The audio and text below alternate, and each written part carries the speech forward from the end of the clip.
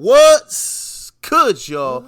It's that boy, EZMillionzz, and I'm your host of DatBoyETV. And you already know, man, we back on Multiversus, and today is patch day, baby.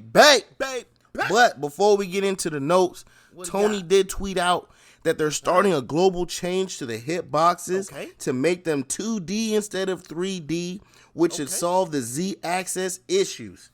They're going to start this patch with Finn, and they need feedback, baby. So all y'all Finn players, make sure y'all get out there, see how it feels, and give y'all feedback, man. So we can hopefully get this out to all the characters, man. Also, happy Festiversus, baby. You feel me? I feel you. So, today is the day that the Festiversus patch has dropped. And let's get into these notes, baby. Let's get into them. So, there is going to be a daily login for the next 36 days. 36 days? For Festiversus, man. Okay. So make sure it's like a box of neatly arranged, numbered, and hidden chocolates. I don't even need that. But in this case, it's a whole lot of holiday cookies, man.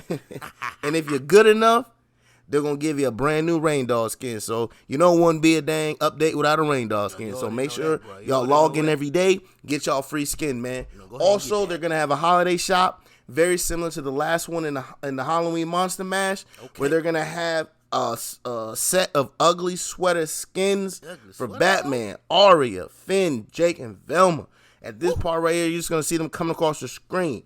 Yes, sir. Also, you can go out there and get stickers and the Mary Mogwai Gizmo, but the best one has to be the Man in Black, Black Adam, baby. This shit is dope. But let's see how this goes. So you can get extra cookies for playing as long as you're using any of the ugly sweater variants or the Man in Black skin for Black Adam. You can get extra cookies in both singles, team, silly cute, and free for all if you wear any of those skins. Okay. Also, they have the gingerbread toast icon, a Let It Snow emote sticker, a snowman sledding ring out, and an ugly sweater Velma that's on there, and that should have came across the screen already. Also, in the store, they're going to be selling Game of Thrones stuff, like like the banners for House Lannister, Stark, Targaryen. So make sure y'all hit the store too as well. But and as always, if you don't use all your cookies, you'll be able to exchange them at the end of the event here, man. So Silly Q, the Snowball fight mode is now available in Silly Q. So get ready for a Snowball Brawl. A new Snowball item will spawn over the duration of the game with the potential to leave our icons looking a little frosted, baby. It's been pretty cold in the Multiversus lately because winter has arrived. Be wary of any ice storms that may blow through. The falling ice chunks may freeze you to the core, man. So be careful, man. This game mode looks fun. So hop in there and make sure y'all try this out, dog. Try it out. But another huge addition is the maps, man. Finally. Sheesh, we got the throne room, baby. You know what I'm saying? Winter has finally come. Welcome to the throne room. Welcome, where you and your ally can compete for the Iron Throne, baby. Ain't none of y'all beating me for that, man. Not nobody. Yeah. Hold on, man. I'm getting a little hype, man. What that is? That muddy water. That muddy water, man. Now, the stage walls will rise and fall over the course of the match, drastically changing the landscape of the fight. Make sure you capitalize on all these changes, man. Make sure. Can't wait to get out here and test this out, dog. This map looks amazing on screen. The way I saw in that video, make sure y'all check that out. Link in the description. How the map looks after both it's fully transformed. It's just great, man. I'm finally excited they got a goddamn new map because I'm tired of playing on the maps. Tony, thank you. But give me more. We need a little more, though. I ain't trying to spend another 5 months with this one new map. Come on, okay? Let's not do that again. Let's not. You know what I'm saying? Also, there's a Marvin the Martian announcer pack. Make sure y'all go grab that as well. Go get that. But let's go ahead and get into these general gameplay changes. So, the dodge pop-up, they changed the dodge mechanic. Okay. The pop-up text should now only appear if the attack has been completely dodged.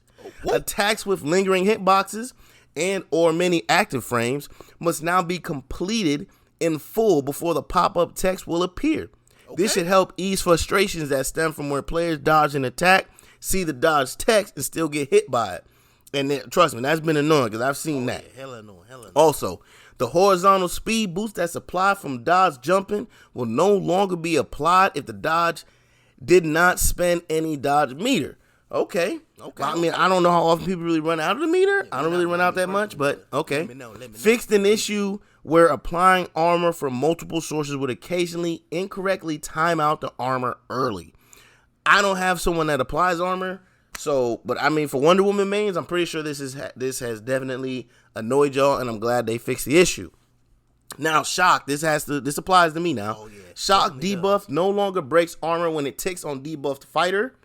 I didn't know it did that, and that's stupid. Definitely it will still deal damage, but the armor will remain. That's how it should have been from the beginning. Definitely. Shock debuff ticks that chain to a nearby fighter will still break the armor of the chain target fighter.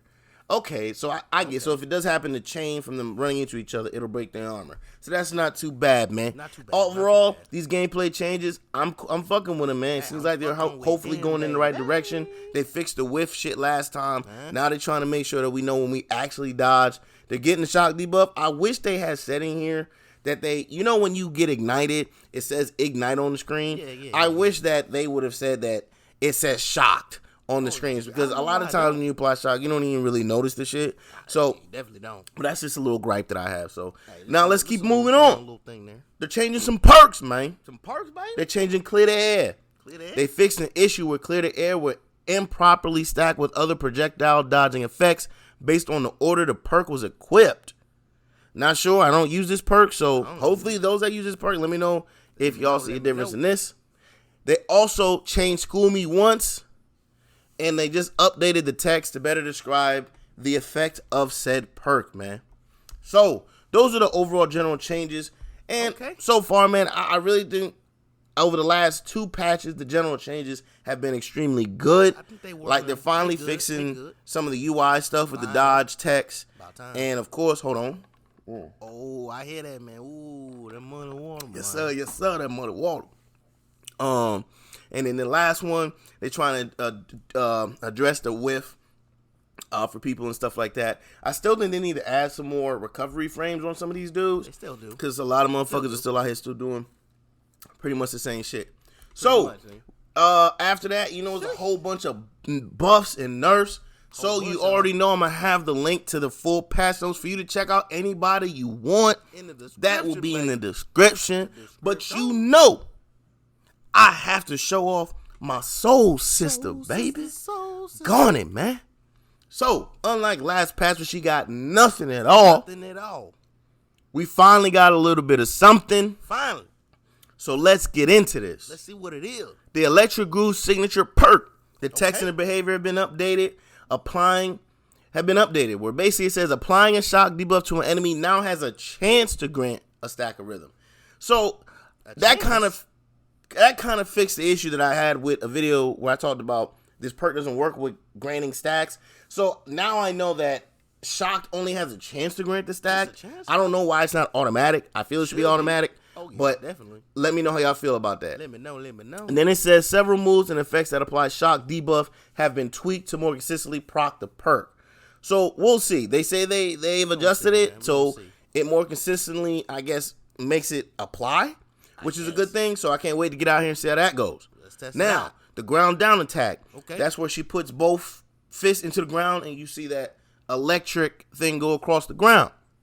The hitbox now better accounts for Z axis. I think that's vertical in the 3D scale. That's the vertical axis in 3D scale, I think. I'm not 100% sure, but somebody let me know down in the comments if I'm mistaken. On hit, shock debuff duration now scales based on the attack charge time to a maximum of 3 seconds. Uncharged debuff duration is unchanged at 1 second. That's fine. So if you hit them, if you hit them when it uncharged, it's only 1 second. But if you fully charge it, they'll be shocked for 3 seconds. I kind of need to understand how long you're ignited for automatically. Like, you just get ignited and then you run off. How long does it last in comparison to shock? I feel like they should last the same amount. Exactly. But I'm going to have to look into that. Definitely. Also, they had a bug fix on her air/ground neutral. special. What they got? Which is her sing. Fix an issue where Garnet and her allies would keep the 1-stack rhythm speed buff for a few seconds after the rhythm fell off. I've recently started adding singing more into my gameplay, but playing in twos is a lot harder to really time that. Yeah, definitely. But I don't know. I've never really noticed it linger. I never have. But I guess it's been doing that. I've never noticed that. Ground up special. So that is her little star shot, the one where she aims and she shoots out the little ball that puts out the little electric thing on the floor. Yes, sir. So now it says that the electric explosion now applies a shock debuff. Like, see, this is a fucking buff, and you're telling me that the fucking explosion on the zone didn't automatically apply shock? Don't be telling me. Like, this is what I mean by in that video when I was saying like that shit is broken. Broke. Her shit been broke. Now they're trying to turn buff. This shouldn't be a buff. This should be a fucking fix. Because it should have been added shock. Should have been. I don't understand why they do this with Garnet. I don't. I feel like with Garnet, they just don't want to fucking really give her anything. Because I feel like I do feel like she does have the potential to kind of move into the high meta, depending on how if you were to fix some of the things.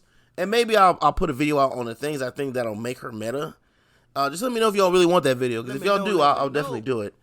But I don't know. I feel like they're just scared to really give her anything of special, special here. But the other thing I want to point out is, so we have, when you look at Rick on here, right? When you look at Rick, they did nothing to his air side, his side attack in the air. Sair did nothing to his Sair. Also on Morty, another person that's real notorious for it, they did nothing to his Sair. Nothing. Sair is side air for those that don't know.